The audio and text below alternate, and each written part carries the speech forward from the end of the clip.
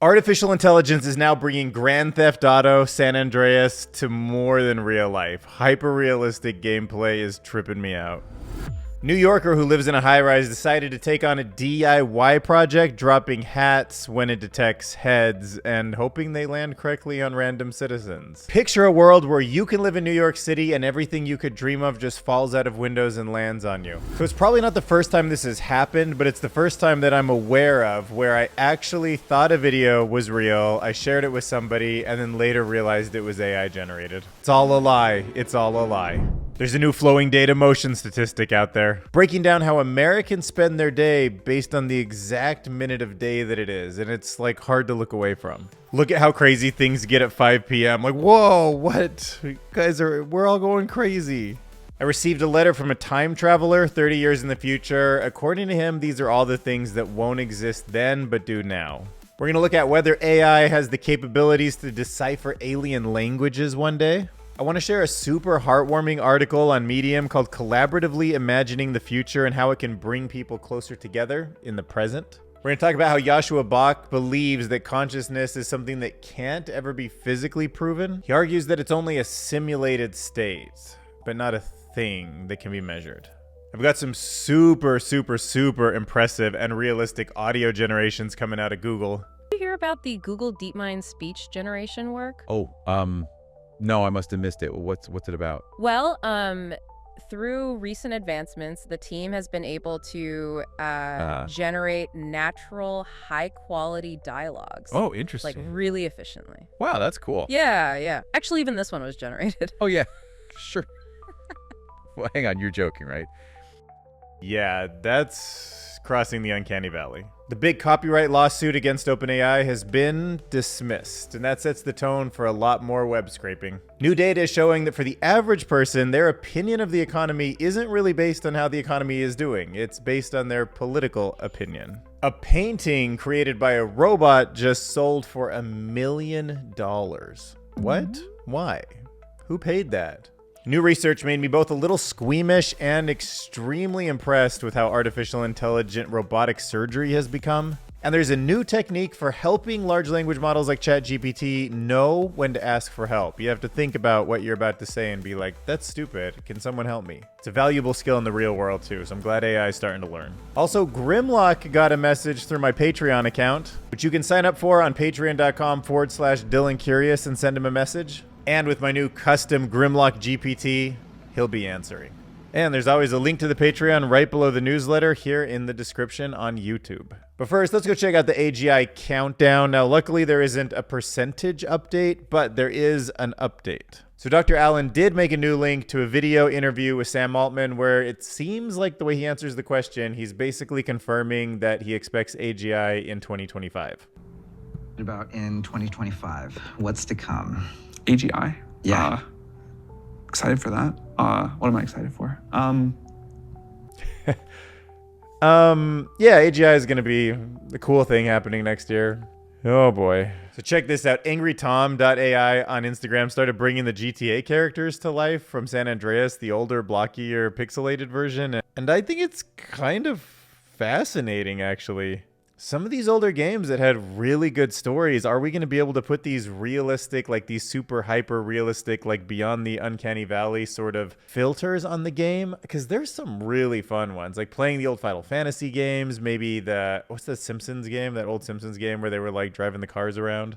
Even Mario 64 or like Crash Bandicoot. No, Bandicoot, it's an Australian name. Imagine games like Resident Evil, BioShock, Tomb Raider, Arkham Knight. This is like, it's going to be crazy.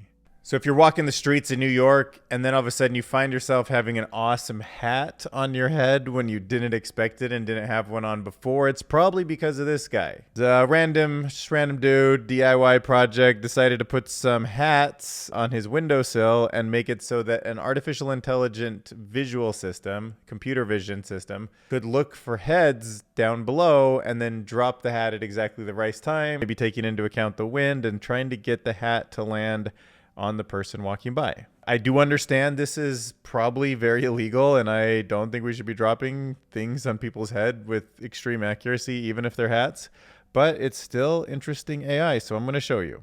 This is his computer vision system looking for a head.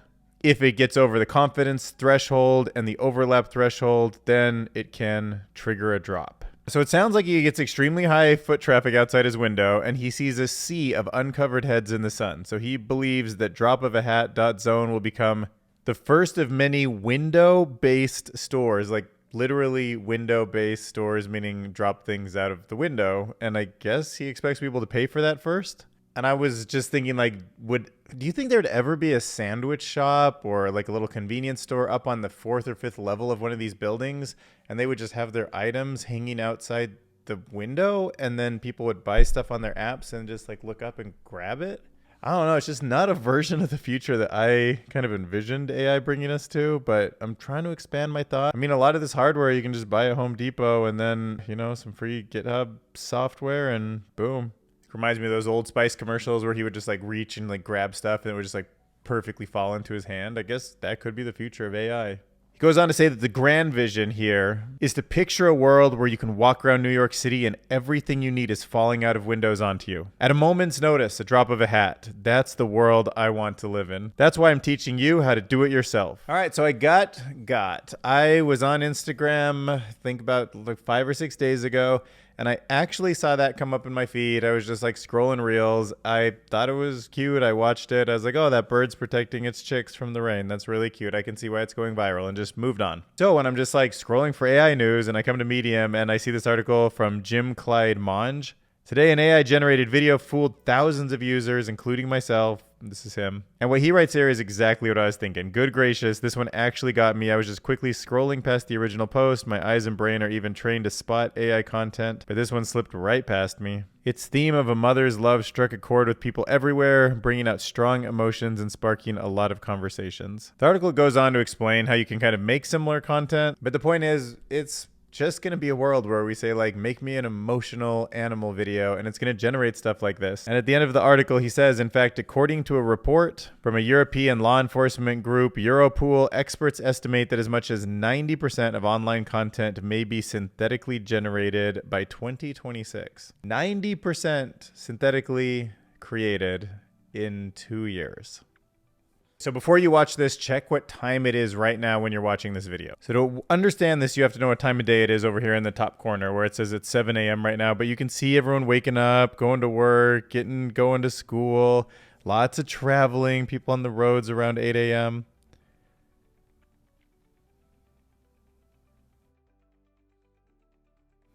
And then boom, 9 o'clock, everybody's doing housework. I mean, there's still a bunch of people doing leisure, but work is the biggest. 10 a.m. Bunch of people doing religion. What are you guys doing at 10 a.m.? Few people on the phones. There's always people shopping. Like, you watch this shopping bundle is like just like that all day. Like, I can see how online commerce is just like super consistent. So 2 p.m., all these people fall asleep. I don't know if these are the afternoon nappers or what's going on here, but work is still looking pretty hefty. Tons of traveling around 3 o'clock, but then boom, it kind of dies off again until 5. So I don't know if those are the like people who leave work early or something. Leisure is getting pretty hefty over here. More people at leisure than at work even before 5. And then, oh my gosh, look, work gets out. Everybody goes crazy. People are like going in and out of housework, eating and drinking go off the chain. 16% over there. People are falling asleep at 7 p.m. What are you guys doing? It's too early for bed. Miscellaneous. I don't even want to go diving into that one. Some volunteer work, thank you. Back to religion at 8 p.m. Maybe some prayers or something. Some sports. That's actually, sports are starting to die down now around 9. So they're probably like after work. Oh yeah, like nobody's doing sports at 10 p.m. Wow. But tons of leisure at 10. People are starting to watch TikTok. Falling asleep. Dude, I never go to bed at 8 or at 10 p.m. Like, but yeah, by midnight, I did not realize 75% or more of people were asleep. Like, I'm filming this at 8 p.m. tonight, but usually I'm a lot later. And then 1 a.m., there's still people leisuring around. These guys hitting the bars late at night. Few people working. 2 a.m. Go to sleep, guys. Eating and drinking, you should not be eating at 3 a.m. I do not know what these people are doing. Traveling, that's a good time to be out on the roads, I guess, if you don't want to hit traffic. Phone calls, volunteering, religion, sports, all dead. And then, whoop, here we go again. People start waking up. Oh, that was exciting narration. Kind of felt like a narrating a sports game or something. So yeah, now you can see where you fit into the whole grand scheme of where everybody else is in the country right now. All right, so there is a letter from the future, a time-traveling article written on Medium by the author Pimiro Says, and it is titled Letters from the Time Traveler, What Won't Exist in 30 Years. Now, see, I agree with this in principle, but honestly, 2025, it might be AGI according to that Sam Altman clip. So if you think 2054 is just going to be like a linear change where we don't have like watches and money because everything's going digital, like you're probably underestimating the change in my opinion. But it is interesting to think that like nobody will have a watch at that point. We might not have states like Florida. Let's see what's the thinking here. All right, the time traveler says that climate haven cities have been wiped off the map. Some found it not worth rebuilding, especially when the odds of it happening again were so high. Interesting. Yeah, I guess I probably thought Florida would still exist in 2050, but I guess I'm wrong. This came from a time traveler. Books will be gone. What about all of these? Oh, it's also banning and censoring. Okay, I hope not, but you know, with the dystopian power of AI to control media in the future, maybe. The history of cashiers will be over. I could definitely see that being true. Like even at Taco Bell today, and was like touch screen. I think McDonald's is kind of doing the same way. I'm like, it's probably just an app. I could just do it before I walk in there. Like, why even walk up to some like device on a wall? There's definitely going to be a smoother way to just connect credit cards. Remember orders, like, you know, the whole thing. That'll get simplified. This time traveler says there's no more movie theaters in the future. I guess a couple people with like an Apple Vision Pro type thing could have a bigger screen than you could ever get in a movie theater. And if it's good enough that you feel like you're hanging out with your friends,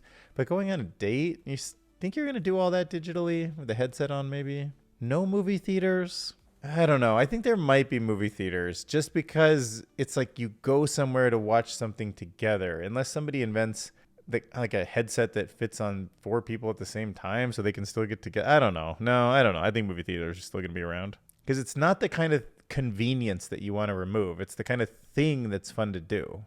Real meat and vegetables will be gone. Genetically modified foods like Beyond Meat will be pushed to the public. Okay. Yeah, maybe not meat. I could also see if we could 3D print with cells the kind of meat that is actually meat, just made with 3D printed cells and wasn't actually on an animal originally. That seems a little better than these like processed things that sort of taste like meat. Freedom will be gone. Decent jobs will be gone. Gardens will be gone. Democracy will be gone. Just look at the 2024 election. Yikes. Marriage will be gone. Social Security will be gone. Call centers. Now, this is a good one. American Dream will be gone. And retirement will be gone. What do you think will disappear in the next 30 years? Leave your opinion in the comment section below.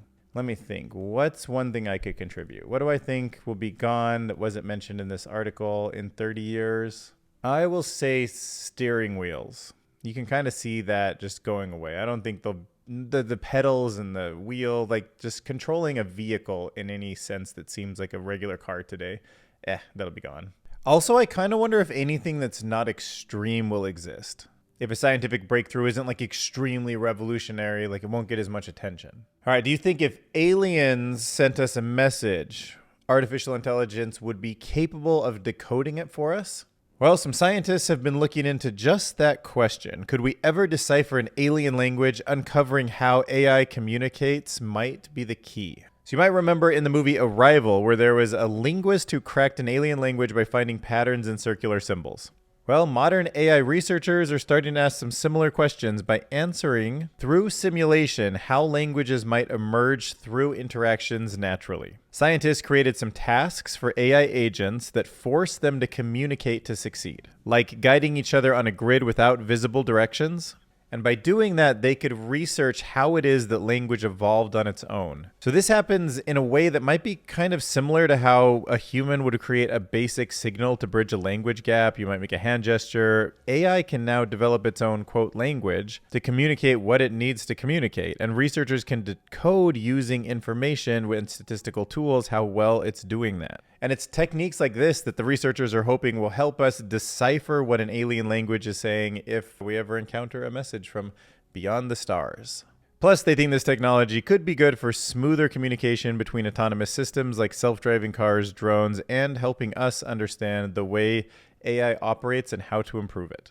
So the conversation posted on Medium an article called Collaboratively Imagining the Future and How It Can Bring People Closer Together in the Present. So the researchers set out to explore how collaboratively imagining a shared future with someone else might influence a shared relationship. And I think there's some interesting things to think about from this article because you and I and all of us, we're very social creatures. And when we talk with our friends, we can ask them how their week was, but if you want, you could also pose a question. Like you can imagine a future together. And there's something a little more powerful about spending your time doing that than, I mean, like obviously reminiscing on the past can be great. Like you want to know what's going on in your friends' lives and you also want to get their opinions on things, but there's something about imagining the future that's also really worth it. And for some reason I've noticed in my conversations, not very often do somebody say like, what do you think this will be like in a few years? Or like, could you imagine if? Like, it just doesn't feel very normal. And it's worth kind of forcing it into conversations, especially if you know somebody really well and you just want to like play around. Because they found that there's a closeness that can happen through co-imagination. When the researchers compared how participants in different groups felt about their study partner, they found a constant effect. People who collaboratively imagined a shared future together felt closer and more connected to their partners than those who independently imagined a shared future and those who collaborated on an unrelated task. This finding begins to illustrate how collaborative imagination may support new social relationships, allowing people to forge deeper connections by co-authoring imagined experiences in possible shared futures. So what if we imagine a future where the Dylan Curious YouTube channel has 100,000 subscribers together? I mean, what kind of content would even go on a channel like that? Could probably be even more frequent uploads because there'd be enough profit in it for Dylan to hire more people to help him. Maybe some of them could even go out and source better and better information, do some basic research themselves even. What if there was 1 million subscribers? The community could actually act as a force in the world, changing the future and how artificial intelligence rolls out. Maybe even improving the odds of surviving the singularity. But who knows? That's just me imagining. A good friend sent me this Joscha Bach video about consciousness, and I was like, it's so interesting. I need to share this with my audience.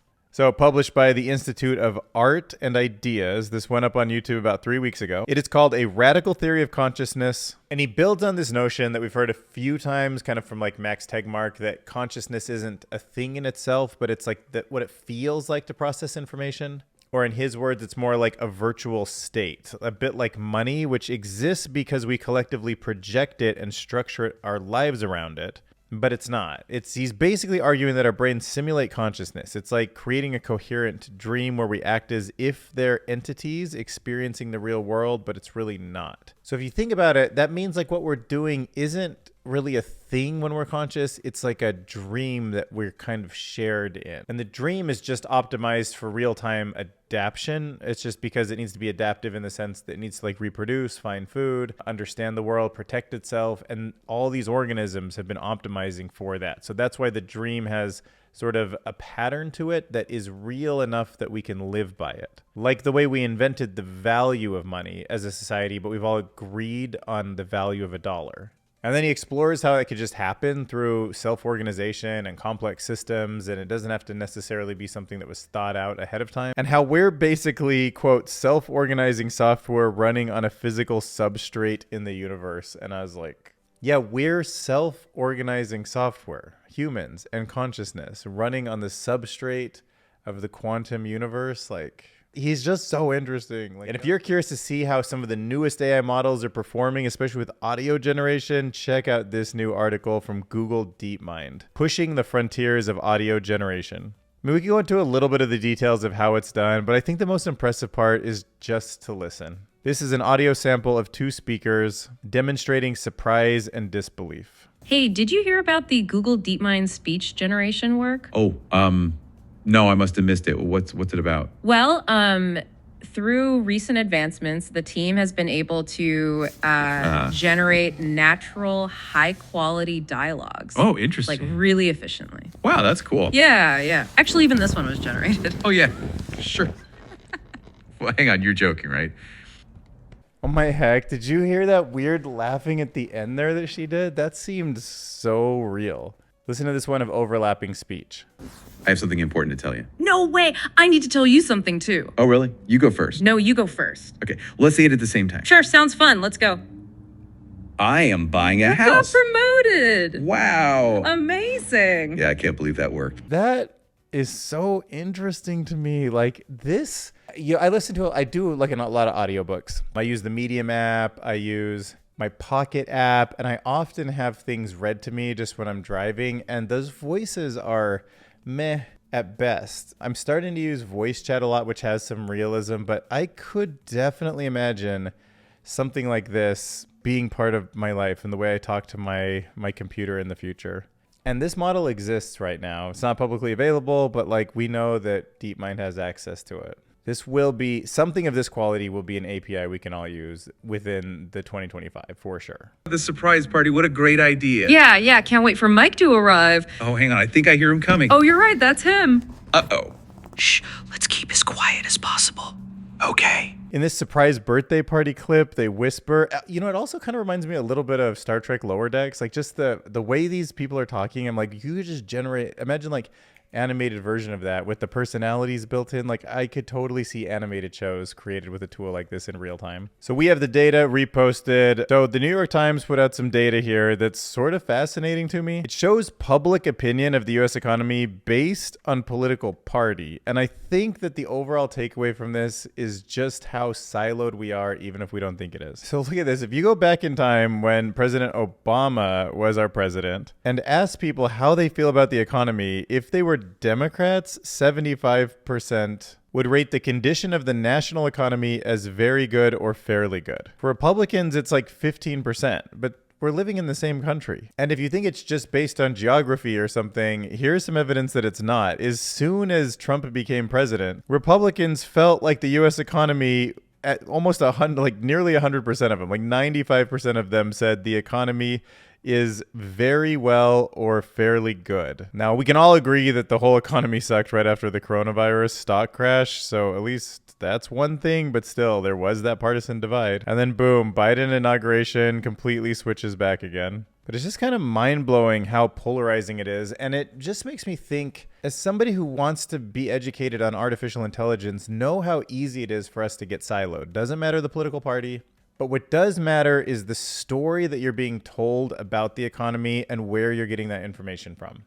There is just countless examples and arguments and ways to persuade you that the economy is terrible right now or that it's great. And if you get enough of those stories, either one of them in your head, it's going to be hard for you not to believe that, to think that way, to notice more things that amplify and reinforce that thought. And I'm completely susceptible to it, and as a human, so are you. One thing both parties can agree on is that a robot that made a painting that looks kind of crappy is not worth paying $1 million for. However, someone with $1 million decided it was, and I wonder if they'll turn around and sell it for even more. But yeah, coming out of the BBC, AI artwork of Alan Turing sells for $1 million. So Sotheby's, the auction house, said there were 27 bids for the digital art sale of, quote, AI God. I'm just like, what is going on here? I mean, I like Alan Turing a lot. Like, he's a great person, but it's just a picture of him.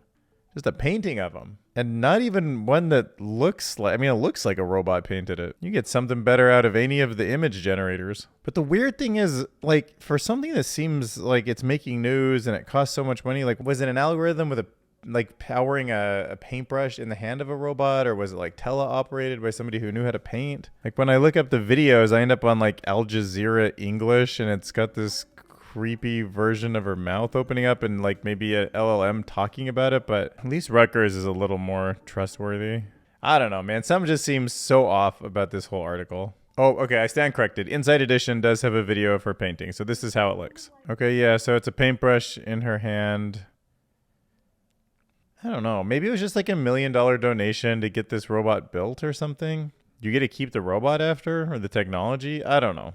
This world's just getting so weird so fast. All right, the first research paper I want to talk about today is called Surgical Robot Transformer, SRT, Imitation Learning for Surgical Tasks. All right, so what you're looking at here is some examples that come from the paper, and the paper was built to learn and talk about new ways to train surgical robots. So the robot that you're watching is called the Da Vinci robot, and it's meant to perform basic surgical tasks through imitation learning. So what's interesting about the way it was trained is that the researchers are using a pretty clever technique. Like, instead of trying to correct the robot's inaccurate and absolute movements like you normally would think you would do, it'd be like, oh, you're wrong there, learn this better movement. They're training it to learn relative actions. Okay, now in the context of this robot, that means that they're guiding the robot's movement by specifying what to do in relation to its current position rather than aiming for absolute coordinated spaces. And I think that's pretty important because you're kind of probably when you're doing surgery and you open someone up, you like might discover things that you didn't know ahead of time. So you're kind of saying, oh, when you see this type of change, act this way, but it's not an absolute movement that the robot's learning.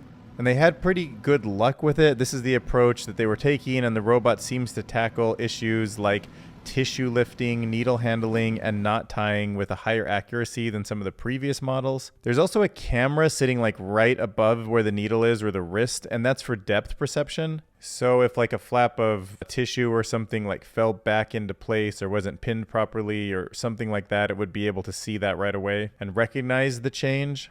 But mostly I just wanted you to just gaze in wonderment at like an AI system that can do that level of precision knot tying.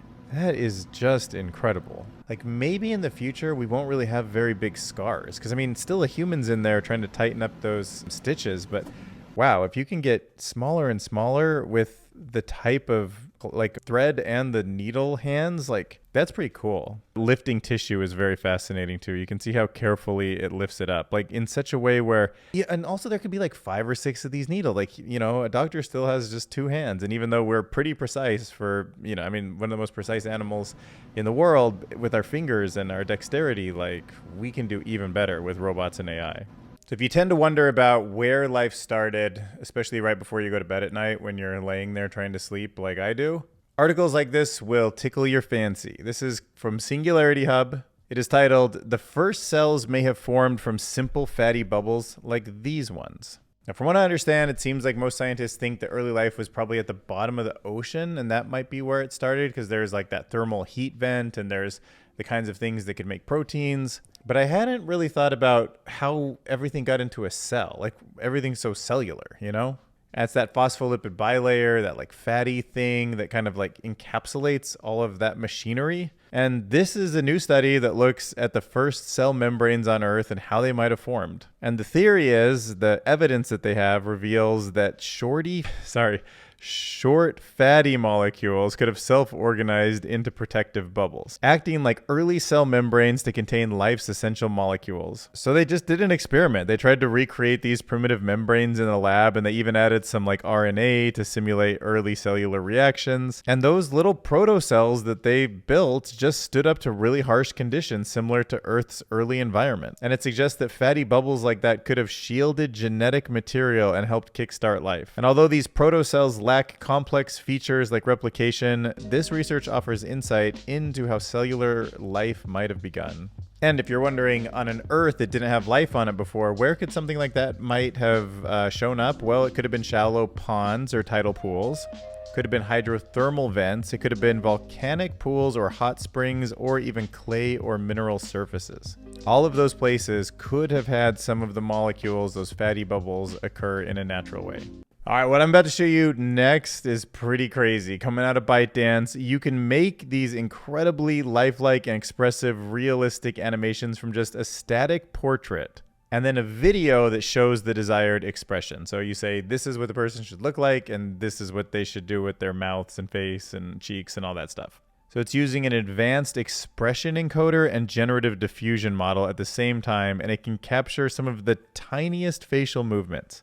Cheek puffing, pouting, frowning, all of that stuff, and it's turning it into ultra realistic animations.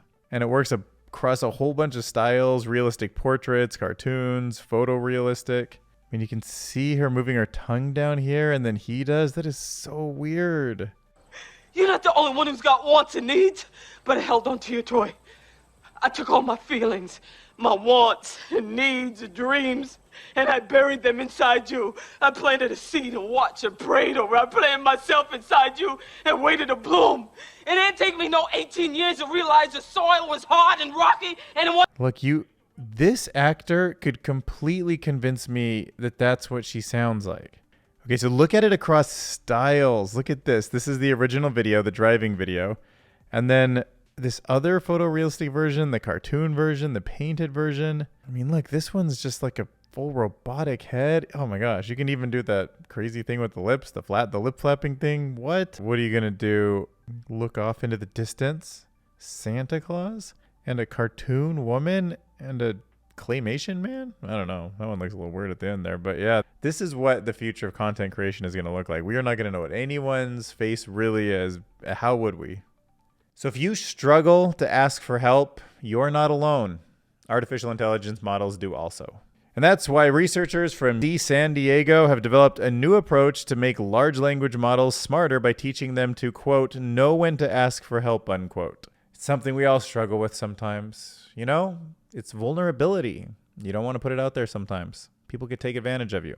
But these researchers were pretty smart because instead of just increasing model size, they thought, well, what if we just add a feature that allows LLMs to assess their own confidence and decide whether or not they need external assistance based on what they self-assess their answer to be. So the model learns in 2 stages. First, it builds knowledge using an external tool, and then second, it adapts to decide when it needs help based on a confidence level. And tests show that smaller LLMs with these changes were significantly more accurate than larger ones without them.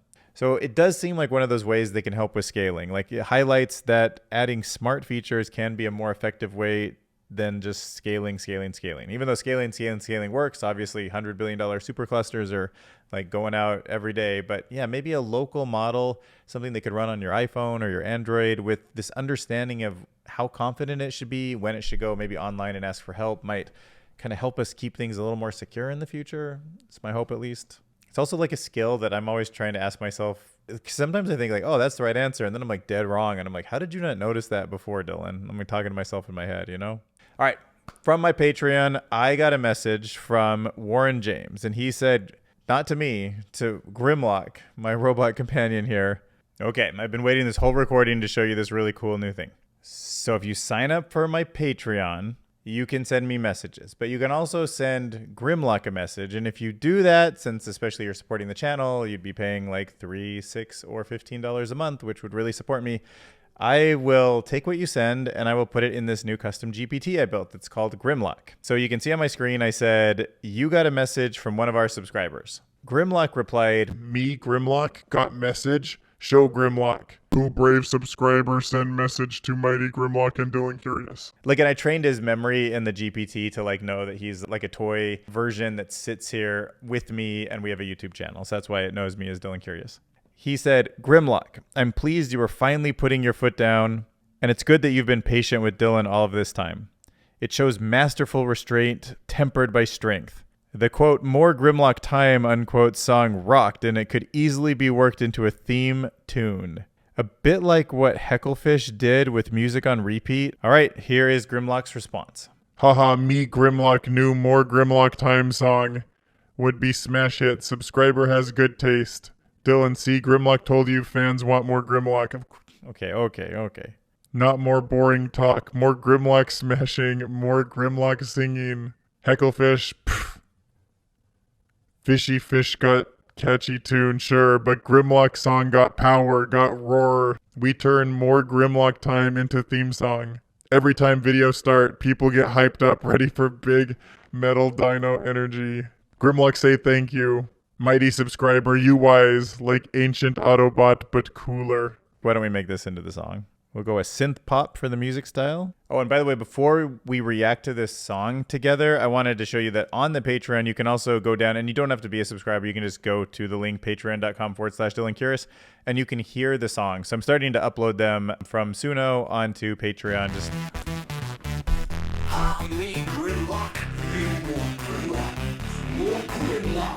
Time song will be smash hit. Subscriber has good taste. Dylan, see Grimlock. Told you fans want more Grimlock. Not more boring talking. you more. Grimlock singing, hecklefish. Fishy fish got catchy tune, sure. Grimlock song got power, got roar. Return more Grimlock time. It's a theme song. Every time videos start, people get hyped up, ready for big metal dino energy. Grimlock say thank you, mighty subscriber. You wise like ancient Autobot, but cooler. Grimlock say thank you, mighty subscriber. You wise like ancient Autobot, but cooler. Grimlock.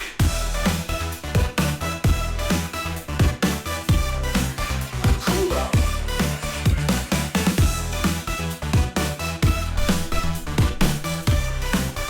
Cooler.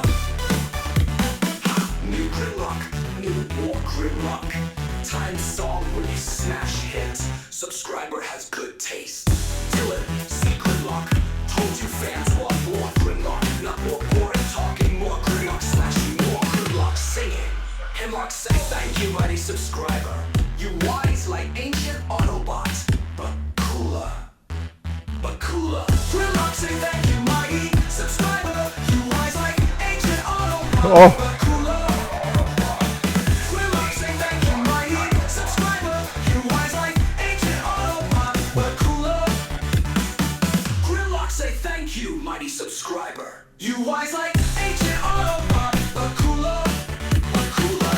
Grimlock say thank you, mighty subscriber. You wise like ancient Autobot, but cooler.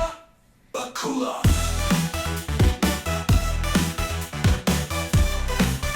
Cooler. Cooler.